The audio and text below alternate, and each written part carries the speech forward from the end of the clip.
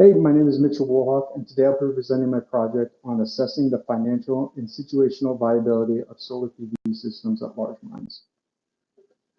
Project statement for this project is essentially to investigate the financial and situational viability of PV systems at large mines, as I said in the title slide.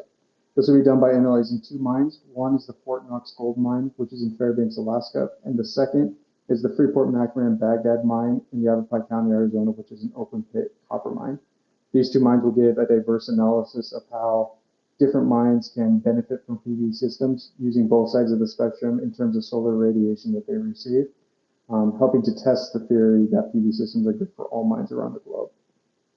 Some other project objectives I'll be looking at is the system sizing, as in the actual megawatt output of the system, land requirements, or how many acres the system will use, and various cost factors. To give some background into this project, mines are some of the largest electricity users in the world. One mine in about an hour uses the same amount of power as a typical US home does in a month.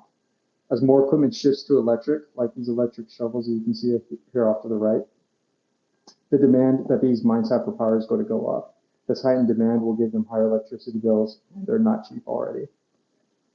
This coupled with the idea that mines already own vast amounts of land and they're experts at terraforming and managing large-scale infrastructure really makes them a good fit for PV systems. With enough scale, solar becomes even more cost-effective as well. It reduces long-term electricity bills and lowers environmental impacts. These are huge things that mines want to take into consideration, and so it just makes them a great fit for PV systems. My approach started with using some scripting tools. I had two scripts. One was a spread script, which essentially gave me a vast amount of different PV systems at different power outputs. This also showed how the land usage would go up as these outputs would go up, and also the different costs and profits that I might receive from that. I could then use that information that I received in my analysis script, which, for example, I could take a 100 megawatt system from Fairbanks, Alaska, and then do a more in-depth analysis.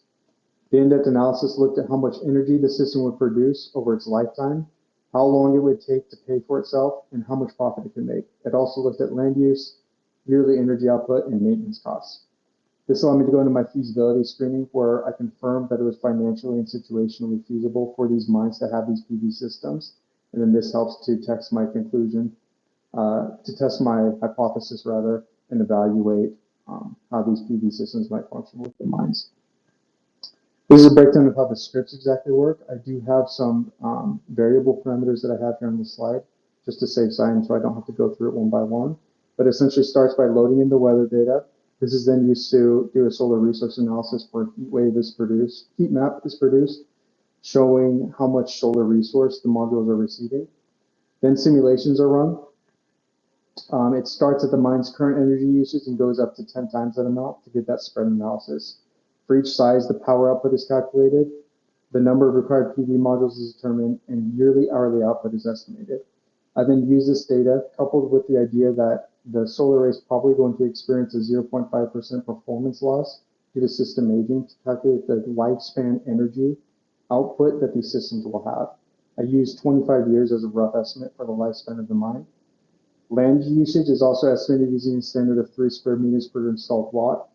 And then a financial analysis is conducted. It looks at the installation costs, inverter replacement in 12 years, and yearly operation and maintenance costs over 25 years. Net present value is taken into account, and this gives really the cost calculations of the mine, of the PV system rather.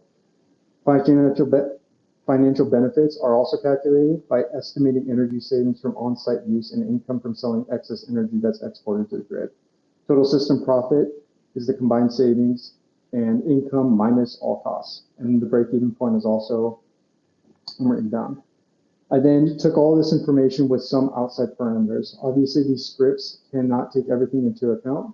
For example, the scripts are not written to take into account battery bank sizing, the cost of the battery banks, modular tilt, and it also doesn't take into account the savings that the mines might receive from not needing to use diesel.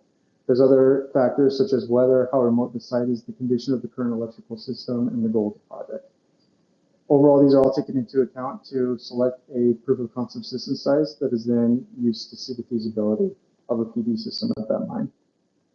There were some technical challenges experienced as I went throughout this project. The first is different solar availability over the globe.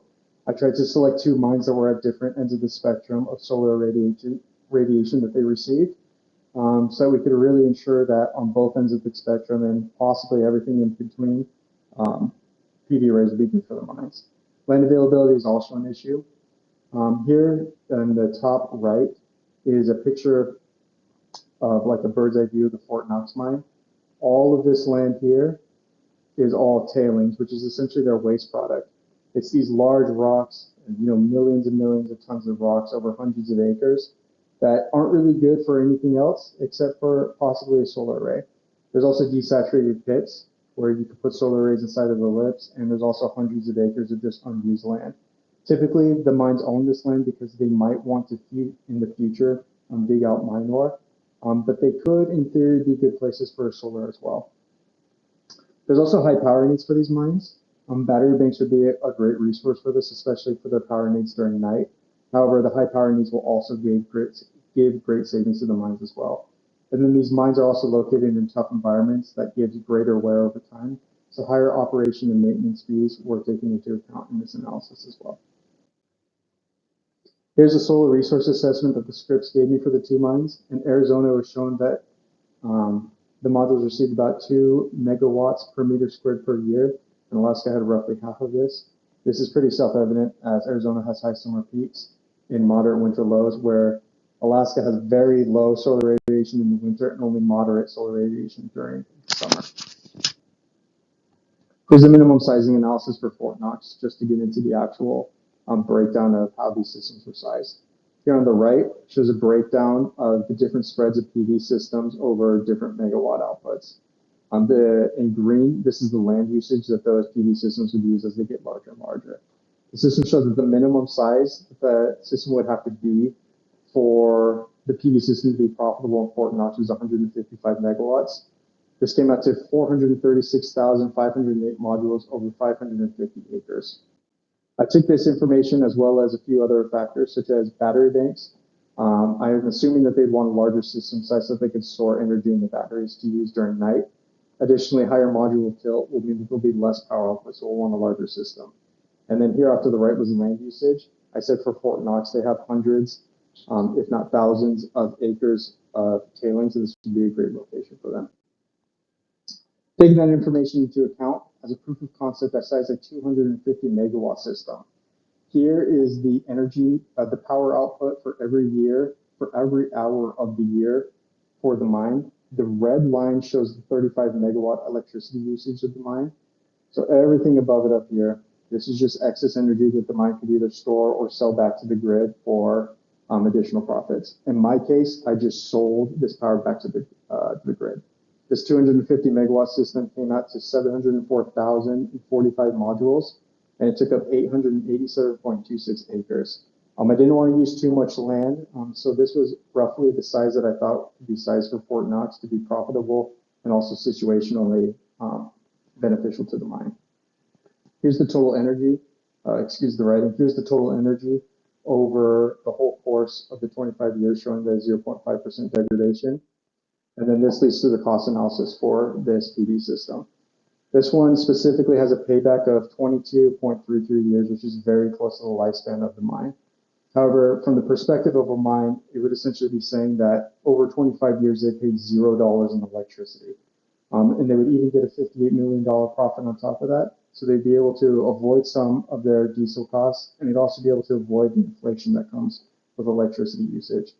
The lifespan cost for the system were $486 million, and the revenue for the system was $544 million, giving that profit.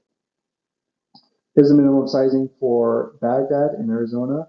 As you can see, it's just 35 megawatts, which is the system's electricity usage right there. This graph on the right already shows really the proof of concept here. Really, at any system sizing, the mine is going to make money over time for the system. I did take into account that this mine is older. They'll have older equipment, and there is going to be dusty equipment, so we'll want to make sure that there's appropriate operation and maintenance costs for this system. So taking into this account for a proof of concept, I sized a 125 megawatt system for Arizona. This comes out to 352,022 modules, and it takes up 443 acres of land. Here again, you can see all that excess energy. Feasibly, The Arizona mine could size a much larger system, be completely isolated from the grid, and likely still export to the grid and make more profits. But for my cost analysis, I stopped here. They already have a payback of 12 years, which is nearly half of that of Alaska. This just gives the mine huge flexibility because not only over 25 years will they spend nothing in electricity, but they'll also receive $251 million in profits. This is about 4 times that of the profits experienced by Alaska. And it just shows that the Baghdad mine is a great fit for solar PV. Now, just to give a summary of the findings here, the system size that I selected for Fort Knox was 250 megawatts. Came out to roughly 700,000 modules. And the total lifetime energy output was 2.13 terawatts hours of energy. This gave a payback period of 22.33 years and a profit of $58 million. This gives it a plausible fit for a PV system. It just really depends on what the goal of the mine actually is. If they want to just avoid the inflation costs, that's going to be huge. If they wanted a larger system, it might be difficult for them to construct that in Fairbanks, and this size might already be too large, so it might not be feasible, but it's at least plausible. However, the conditions in Baghdad made it a very strong candidate for solar PV. This one was only a 125 megawatt system. The smaller system still produced over 3 million megawatt hours of lifetime energy and yielding much higher total profit of $251 million. This would give the mine great flexibility in what they would actually want to accomplish with this PV system. The project successfully demonstrated that PV systems are situationally and financially feasible for large-scale mining operations in the globe. The Fort Knox mine showed feasibility depends heavily on site-specific factors, future electricity price increases, use of battery storage systems, and potential fuel cost savings. While profits are modest, PV remains a viable supplement depending on mine's priorities. The Baghdad mine showed extremely strong case for PV deployment due to high solar irradiance. Short payback period and strong annualized profits show clear economic benefit. The fact, however, that a PV system was still profitable in a low sunlight, high altitude location with extreme weather conditions such as Fairbanks, Alaska, reinforces the core idea. If it works in Fairbanks, Alaska, a PV system could work for any mine in the globe. Overall, PV arrays present a scalable, flexible, and profitable energy solution for mining operations across diverse climates. I'd like to thank you for paying attention during the project. Briefly, I'll show here my references and also my image references that I use for the various images across the presentation. Thank you so much.